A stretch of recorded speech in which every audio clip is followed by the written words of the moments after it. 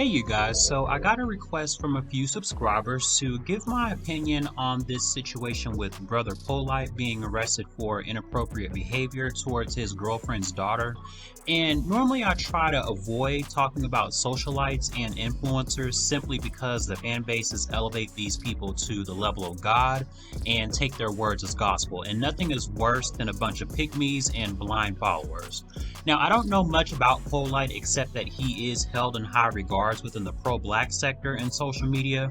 I am aware of the fact that he parades around with women from the larger society while proclaiming to be pro-black. And you guys already know how I feel about that. I think it's a major conflict of interest. It's contradictory and it screams hypocrisy, especially because pro-black is not some hat that you can take on and off. It is a lifestyle that only a select few revolutionaries are capable of expressing. And it is reflected in every aspect of that black person's life, including who they date and have relationships with. And it's also a part of the reason why I choose not to identify with pro-black, because this sector houses a multitude of different figures within that atmosphere, and I choose not to have any affiliation or association with it. Some people use the word as a compliment, and I understand that it's meant to be endearing, but again, the people who describe themselves using this word often have antics that suggest they don't fully embody the characteristics of being unapologetically black. So let me go ahead and read this article to you guys. Again, it's from a media outlet called The Source, and it says, according to a confirmed report from NBC Miami, inspirational speaker and media influencer Brother Polight surrendered to police on Monday following an allegation that he assaulted his girlfriend's 14-year-old daughter. Polight, whose real name is Michael Nowak Jr., allegedly was given permission by his girlfriend to take her daughter to an after party in a Miami nightclub, but when they realized the nightclub was closed, Nowak reportedly took the teenage girl to his hotel. Nowak's girlfriend reportedly found her daughter intoxicated with severe swelling around her mouth. Nowak somehow convinced his girlfriend not to call the police, but was served with a DNA warrant in June before turning himself in earlier this week.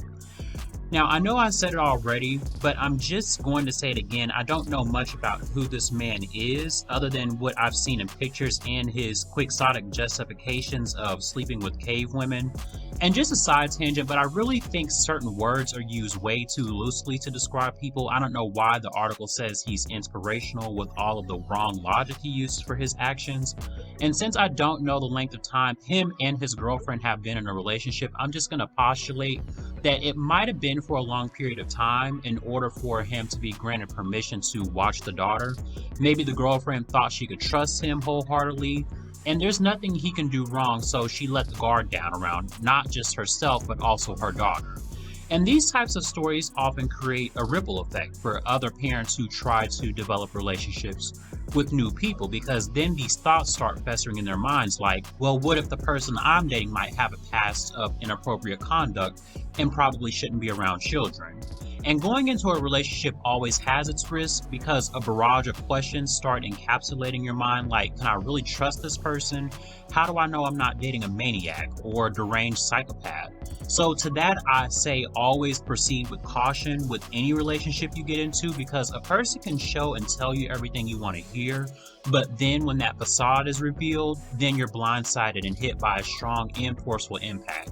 And I think what's strange about this situation is that when he saw the club was closed, he should have done the ethical and virtuous thing, which was to take the daughter back home to her mom, or even call her mom and notify her that the club is closed, and then take the responsible course of action.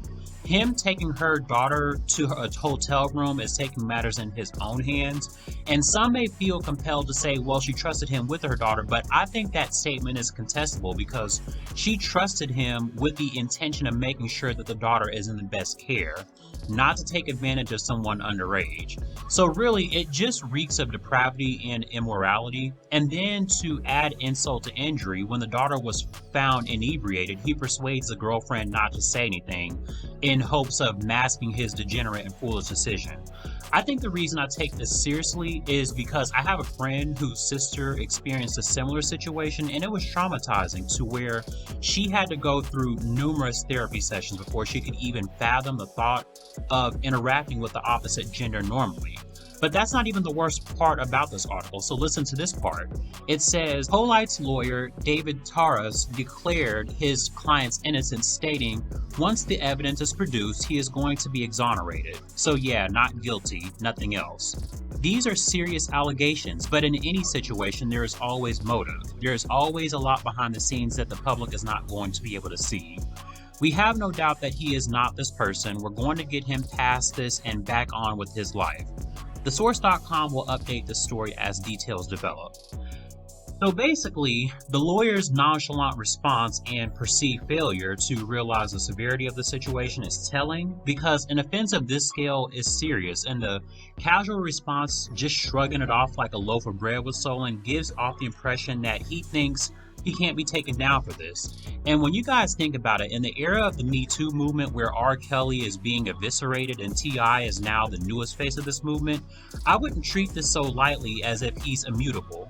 Another thing about this cavalier response is that when you are facing a charge of this magnitude, you don't simply go back to living your life the way it was. And since he is someone with a large following, the people who he decides to pursue future relationships with will always look at him like, yeah, he wasn't convicted, but did he really do it? And they just didn't have sufficient evidence to convict him.